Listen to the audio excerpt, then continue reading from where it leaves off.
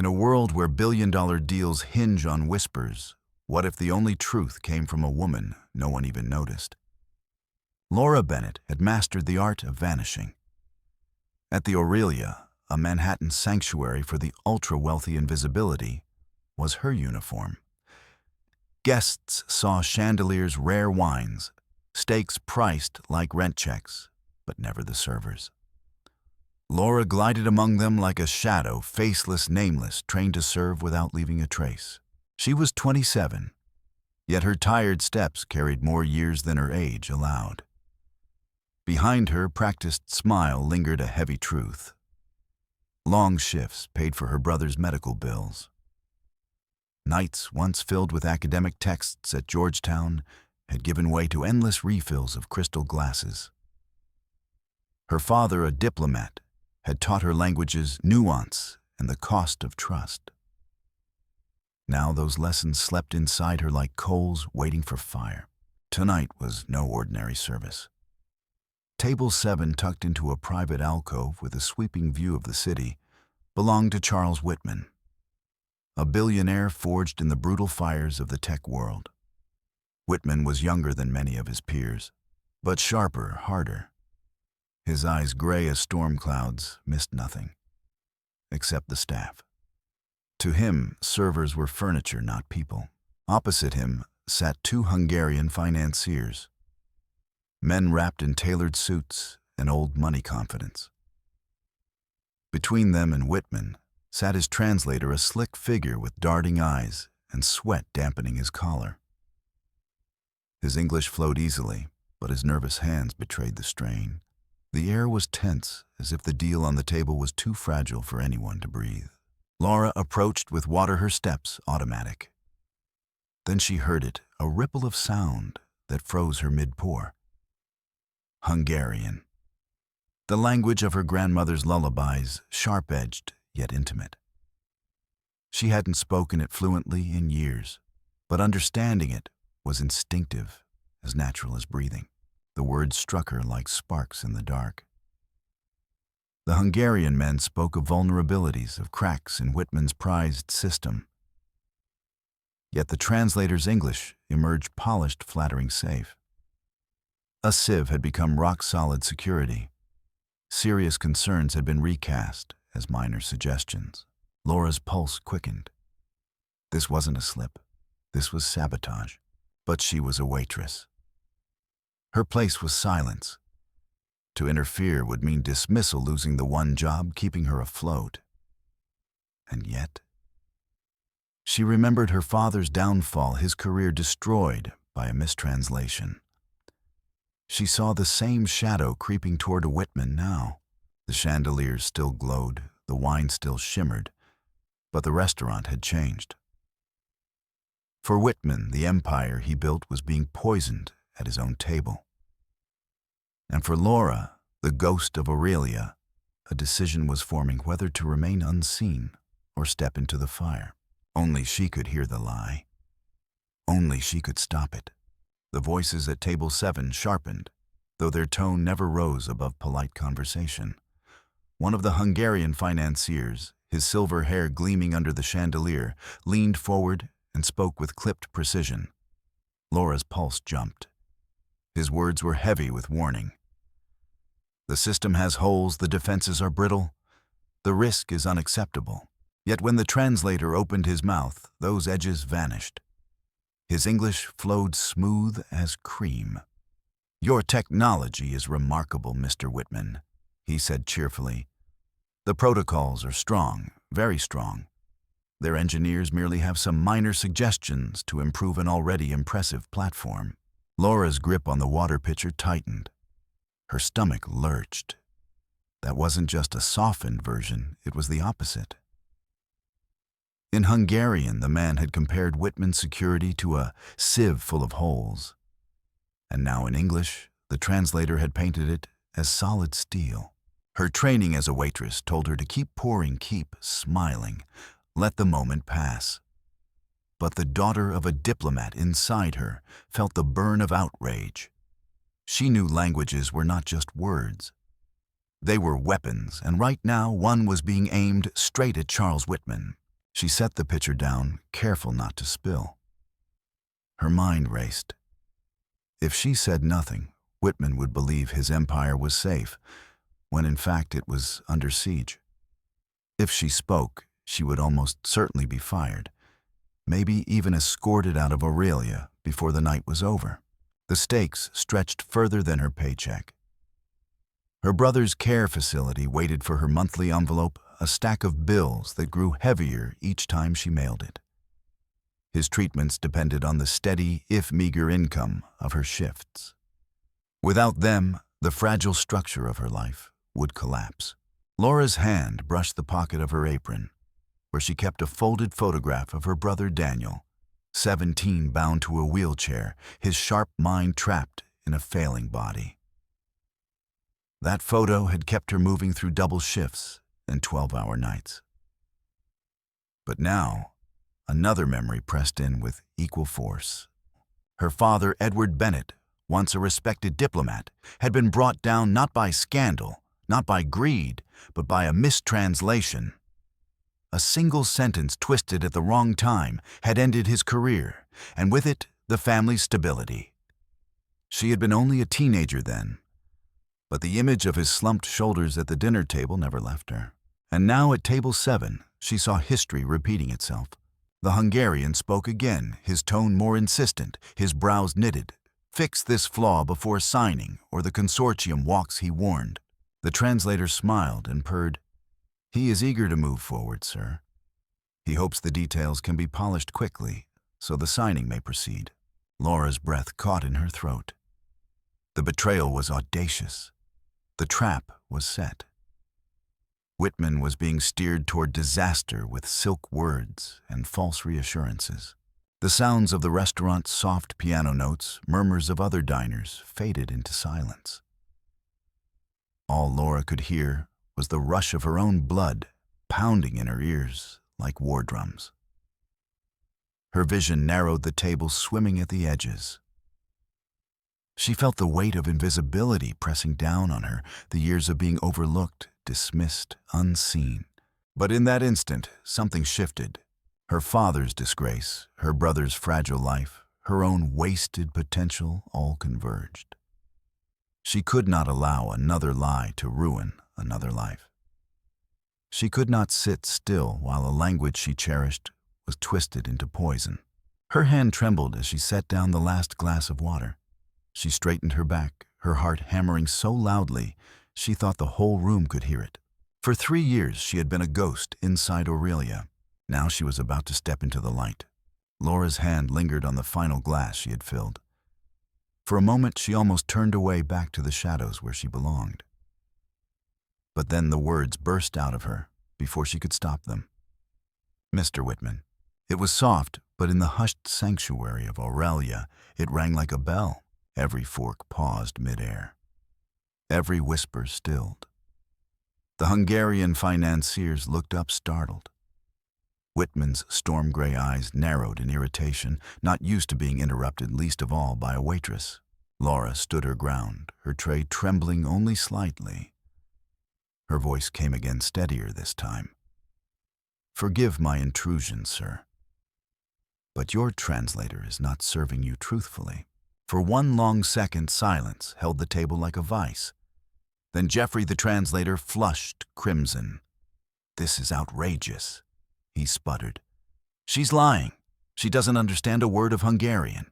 But before anyone else could speak, Laura turned directly to the 2 financiers. And in flawless, formal Hungarian, the cadence of her grandmother's stories flowing back into her, she repeated their words, every syllable intact. "The system is a sieve," she translated calmly. "Your engineers have found critical vulnerabilities. If the flaws are not resolved, your consortium will walk away from the deal." The men froze. Their eyes widened.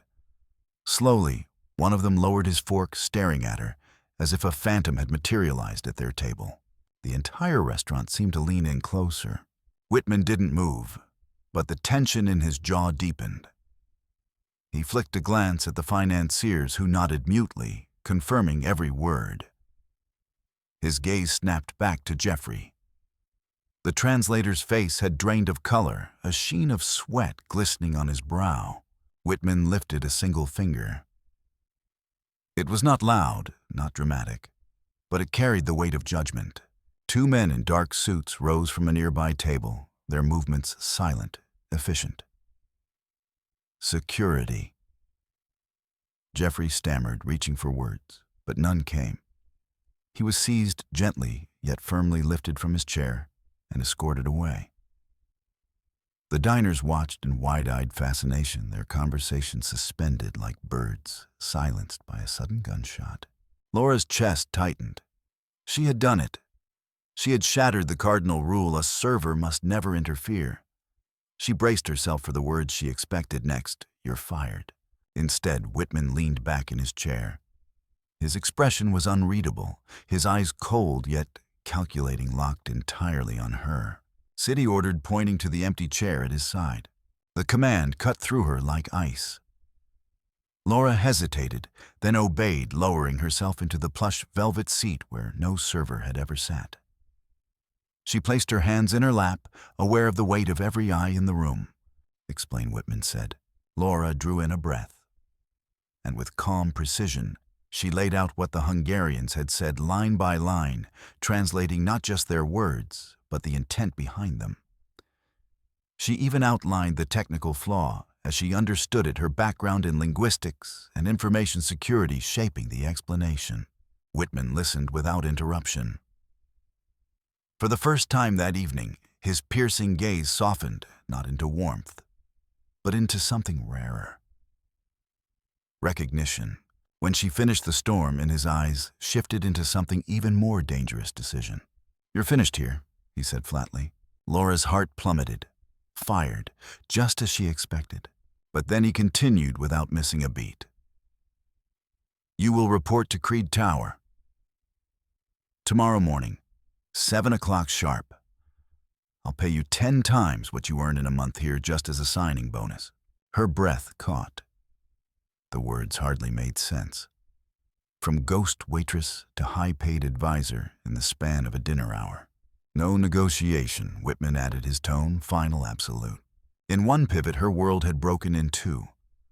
The life she knew had ended, and a new terrifying one had just begun.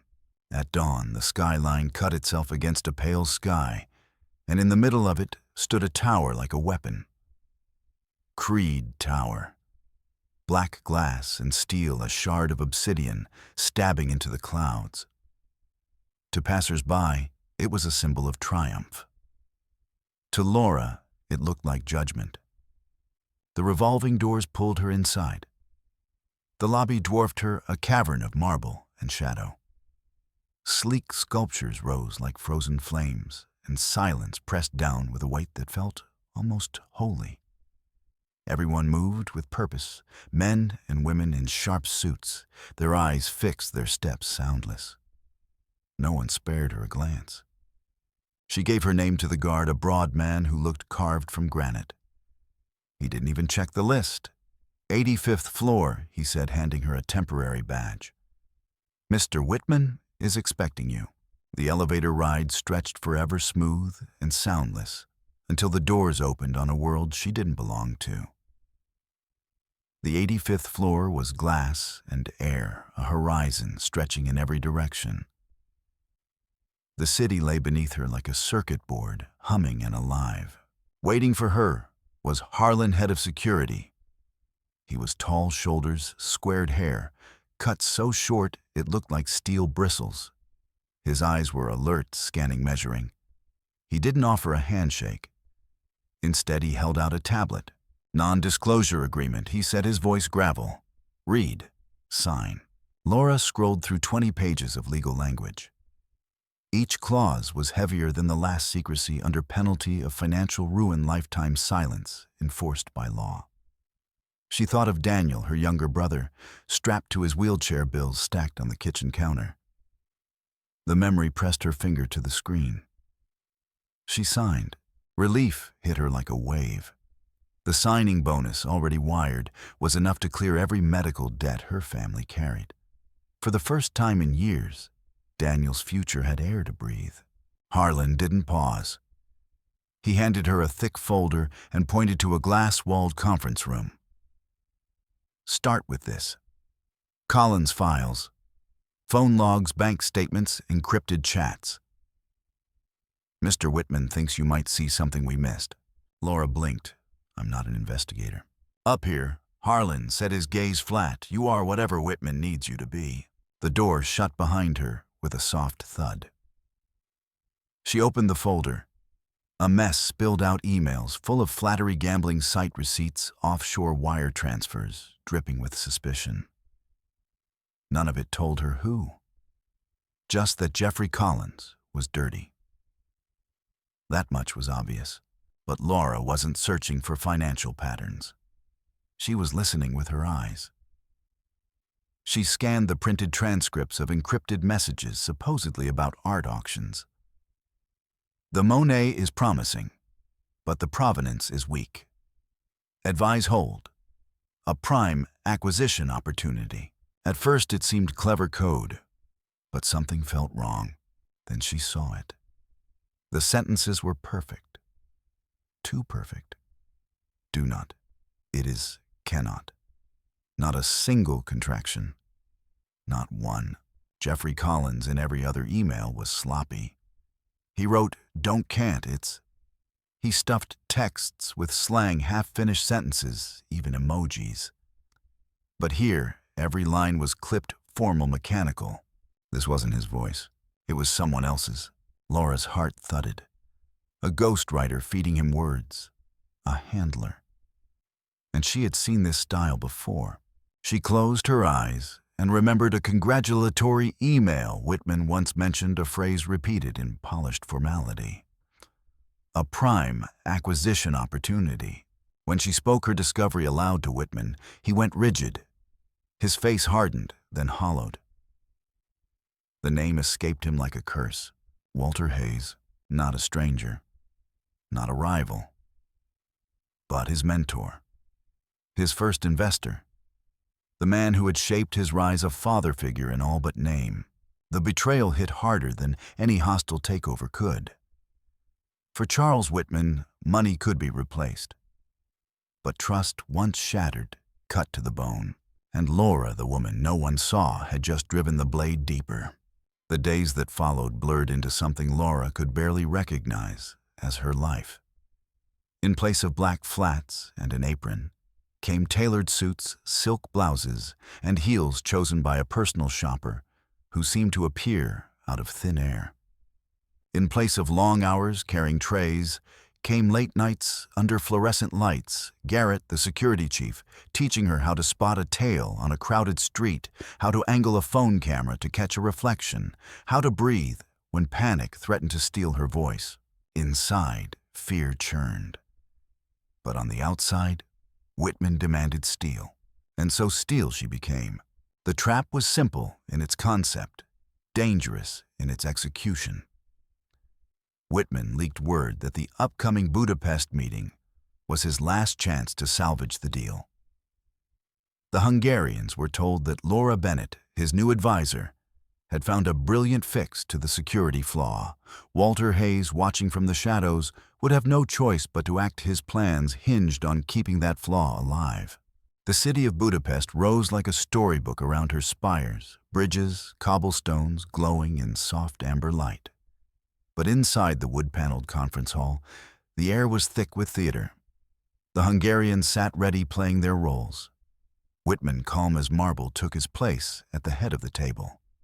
And on the enormous video screen, thousands of miles away in New York, Walter Hayes's familiar face appeared, concerned, paternal, every inch the trusted elder statesman. Laura's pulse rattled, but her voice was steady as she stood. She began in Hungarian, her words carrying respect, honoring the partners at the table.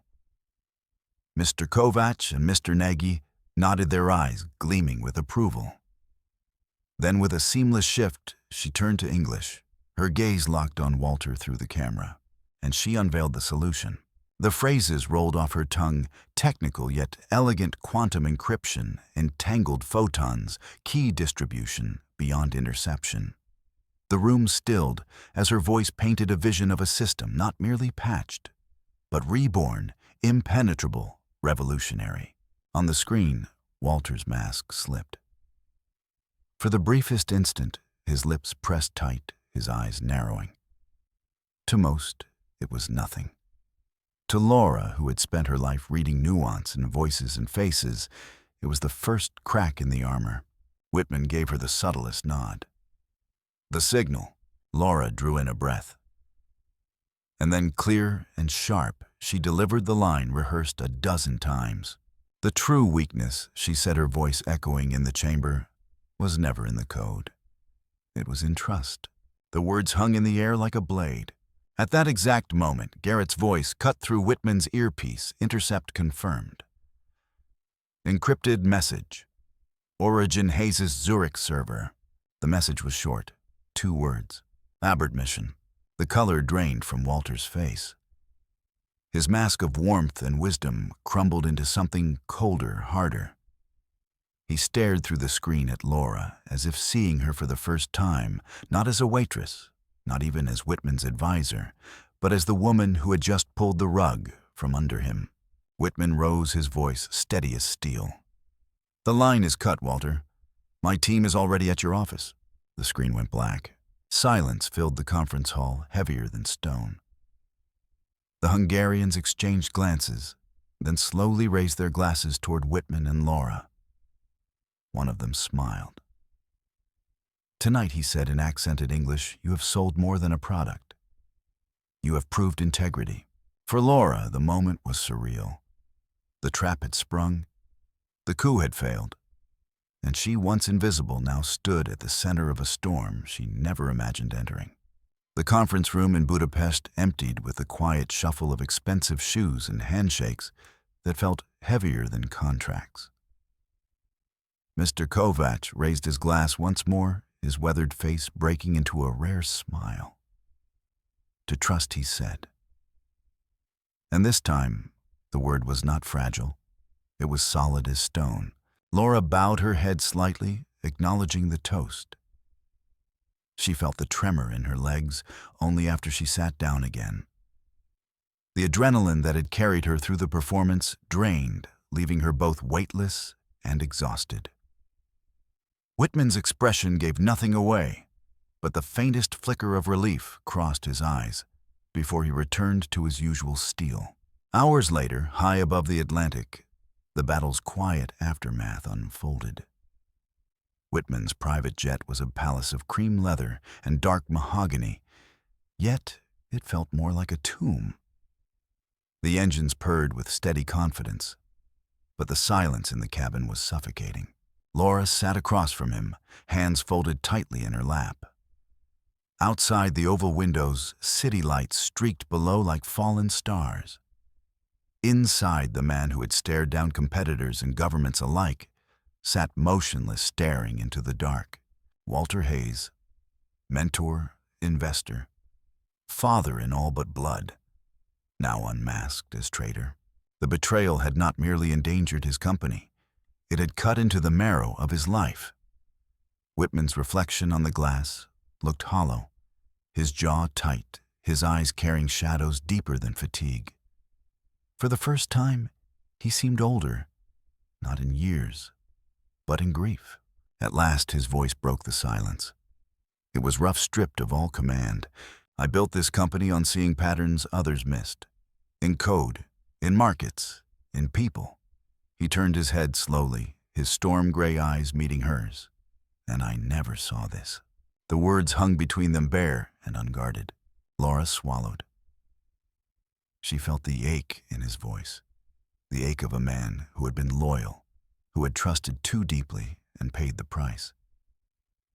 It reminded her of her father, of the dinner table silence after his own downfall.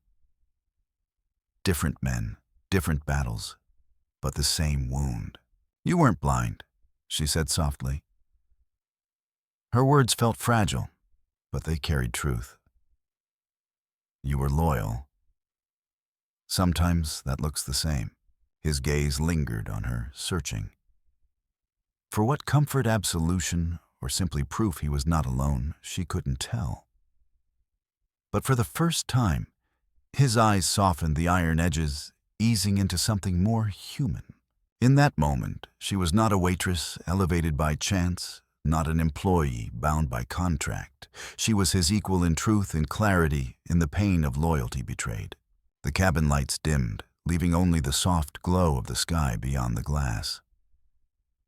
Whitman leaned back, closing his eyes, and for the first time since she had met him, he looked vulnerable. Not the titan, not the shark, but a man gutted by loss. Laura looked away, giving him the dignity of silence. Outside, dawn began to chase the horizon, a thin line of gold, brushing the darkness. The storm had passed, but its damage lingered. She knew the fight wasn't over. The boardroom battles would resume. Walter Hayes would face justice. The company would move forward. But here on this quiet flight home, the war had already carved its deepest scar. The jet touched down in New York, beneath a slate-gray sky. For Laura Bennett, the city had always meant survival long shifts, cramped apartments and bills that never seemed to end. But this time she returned carrying something new. A future. Before she set foot in Creed Tower again, she went to see her brother. Daniel's care facility smelled of antiseptic and faint lavender, the kind of place where time moved slowly, and hope felt like a guest that rarely visited. He was waiting by the window wheelchair, angled toward the light, a book balanced on his knees. When Laura entered, his face lit up. "You look different," he said, his voice thin but teasing. "Like you belong in one of those movies with secret agents and fast cars." She laughed, though her throat tightened. For the first time in years, she had good news. The medical debts were cleared. His next round of treatments was already scheduled with a top specialist. The shadow of bills that had haunted them for so long was gone.